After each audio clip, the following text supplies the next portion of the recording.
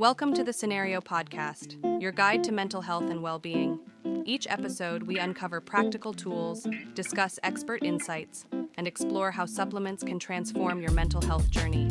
Get ready to learn, grow, and thrive with us. Welcome to the Deep Dive. Today, we're getting into something pretty fundamental, magnesium. Now, you probably know magnesium is, essential. It's involved in over 300 processes in your body, really crucial stuff. Muscles, blood pressure, energy, nerve signals. But here's the twist, the thing that often gets missed. Right. It's about where the magnesium is. Exactly. A lot of us might not have enough magnesium, inside the brain, where it counts for things like mood, focus, sleep. And what's tricky is your blood tests could look perfectly fine, totally normal. Yeah, it's like having a full tank of gas, but the fuel just isn't getting to the engine properly. So this leads people to think, okay, I'll just take any magnesium supplement, problem solved. Yeah, that's where it gets interesting. That's the assumption we're digging into today. Because the core mystery is, most of the common types, citrates, the oxides, they're good for general levels, sure. But they really struggle to get past the brain's security system, the blood-brain barrier. So they might bump up your blood levels, but they can't really cross over effectively to where your brain needs it for, thinking, feeling, sleeping better. It's like they get stopped at the door. Stopped at the door, Yeah. exactly. So if those common forms are hitting a roadblock, how do we get magnesium where it can actually support cognitive function? Mm-hmm. And that brings us to Magnesium L-Threonate. Mm-hmm. The specific form, it was basically developed to get around that barrier, designed to boost brain magnesium levels right where it matters. So our mission today, let's unpack what this Magnesium L-Threonate actually is, how it works differently, and what it might be able to do for you. Yeah, and it's fascinating because Magnesium L-Threonate, which you often see as Magtin, that's the patented name. It wasn't just stumbled upon. It came out of research at MIT. Dr. Gusong Liu, a brain expert, was involved. They specifically wanted something bioavailable to the brain. So engineered for the brain. Pretty much. It's magnesium bonded with L-threonic acid. And that acid part, it comes from vitamin C. Think of the L-threonic acid bit as like a special key or a shuttle. A VIP pass. A VIP pass, yeah. It helps the magnesium get absorbed and transported better, and crucially helps it slip across that blood-brain barrier. Okay, so it's got this helper molecule to get it past the bouncers, like you said. But maybe for listeners who aren't deep into neurobiology, can you just quickly explain what that blood-brain barrier is? Why is it such a big deal that most magnesium can't cross it? Absolutely. So the blood-brain barrier is essentially your brain's highly selective gatekeeper, a protective membrane. Its main job is to keep the brain's environment stable. So it lets essential things through oxygen, glucose, the basics. But keeps out the bad stuff. Exactly. Toxins, pathogens, things that could disrupt brain function. It's very tightly regulated. And most substances, including, standard forms of magnesium, just aren't built in a way that lets them pass this strict security check. They don't have the right pass. They don't. But there was this foundational animal study back in 2010, I think it was, in Neuron. It showed that magnesium L-Threonate actually increased magnesium levels in the brain by about 15%. Whereas other common forms, they showed very little effect, if any, on brain levels specifically. 15%? Yeah. Maybe it doesn't sound like a huge number off the bat. Well, for something as carefully balanced as brain chemistry, it's actually quite significant. It shows it's definitely getting in there. Right. Okay. That's a really crucial difference then.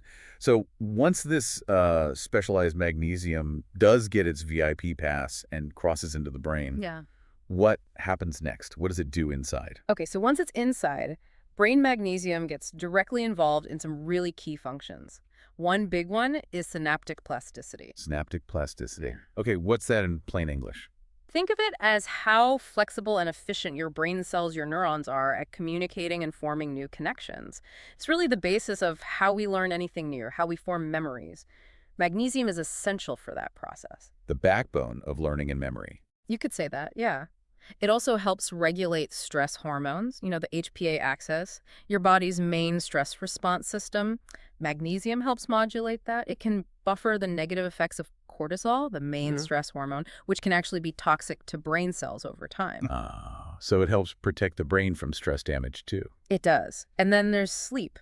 It helps activate GABA pathways. GABA is a neurotransmitter that basically tells your brain cells to calm down.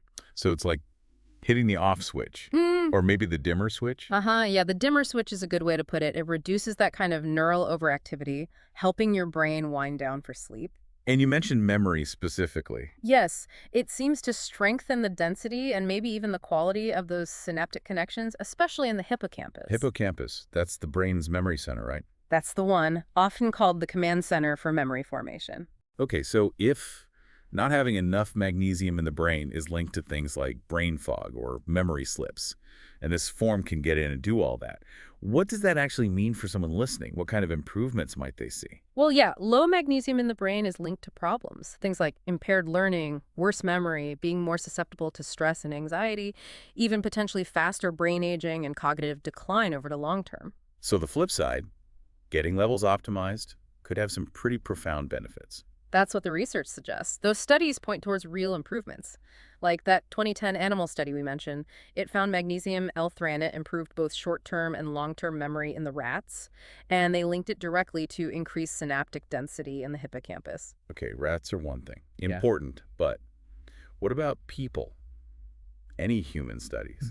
Especially thinking about, age-related cognitive Yes, definitely. There was a human trial published in 2016. They looked at older adults, gave them magnesium L-Threonate for 12 weeks, and they saw significant improvements in cognitive ability. Specifically, things like working memory juggling information in your head and executive function, like planning and decision-making. That's really promising. But here's the really striking part. They did functional brain assessments too, and those indicated that the participants' brain age was effectively reduced Reduced? By how much? by up to 9 years on average for those taking it. Wow, 9 years younger in terms of brain function. That's significant. It really is. Think about what that could mean for just daily mental sharpness, focus, recalling things. Absolutely. And you mentioned sleep earlier, too. Can we circle back to that? How exactly does this form help with rest? Right. So by boosting that GABA activity, the calming neurotransmitter, and generally helping the nervous system settle down, this specific form seems linked to falling asleep faster, maybe having more restorative sleep cycles. So potentially good for people who maybe lie awake with thoughts racing, stress keeping them up. Potentially, yes. Especially if that restlessness is tied to stress or just an overactive mind at night, it helps the brain unwind. Okay, so with all this research pointing to brain-specific benefits, who should really be thinking about looking into magnesium L-Threonate? Who is it most relevant for?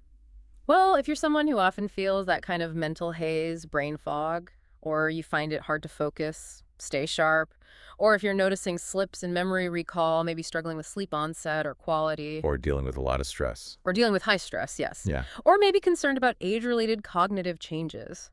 For all those situations, magnesium L-Threonate could be worth exploring. It seems particularly relevant for anyone who really relies on their brain power, day-to-day students, professionals, creative types, and perhaps especially for individuals, say, over 40, who are looking to be proactive about supporting long-term brain health and cognitive resilience.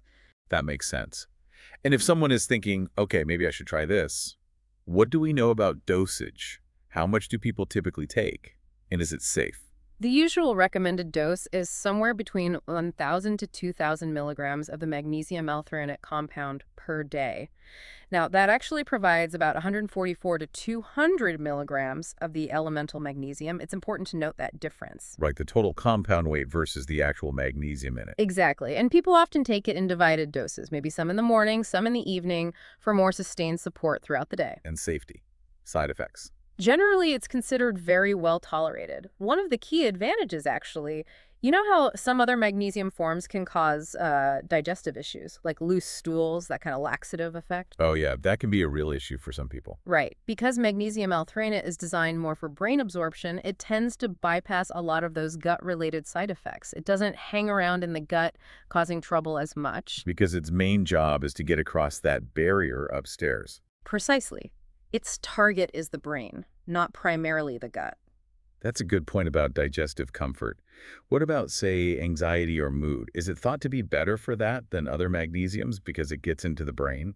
Well, the thinking is that because it can directly influence those mood-regulating neurotransmitters like GABA and calm the nervous system within the brain itself, its effects on mood and anxiety might be more direct, more targeted, compared to forms that mainly offer more general systemic relaxation. Okay. And does it play well with others? Can you take it if you're already taking other supplements for brain health or stress? Generally, yes. It seems quite compatible. You often see it paired with other things known for cognitive or stress support, like L-theanine, maybe ashwagandha, B vitamins. They can work synergistically. And how long does it usually take to notice anything? Is it an immediate effect? It can vary, of course. Some people report noticing improvements in things like sleep quality or maybe focus within the first week or so. But for the deeper cognitive benefits, especially around memory and learning plasticity, that likely takes more time. Maybe 4 to 6 weeks of consistent use as those brain magnesium levels build up and the structural changes start to happen. So patience is key for the full effects. Consistency and patience, yes. It's about optimizing the brain's internal environment over time. Okay, so bringing this all together then, magnesium L-threonate really does seem to occupy a unique space when we're talking about targeting brain health specifically.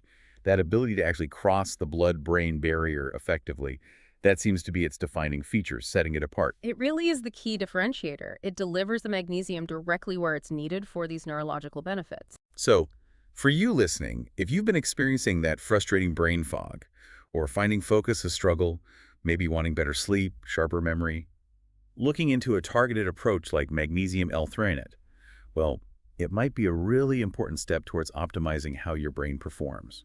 And if we just step back and look at the bigger picture here, it raises a really interesting question, doesn't it?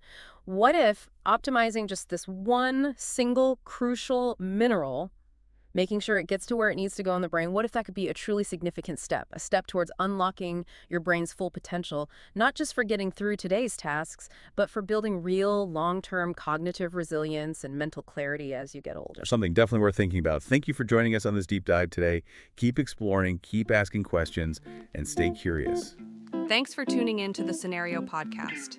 Don't forget to visit scenario.com for more expert tips, articles, and supplements designed to support your mental health.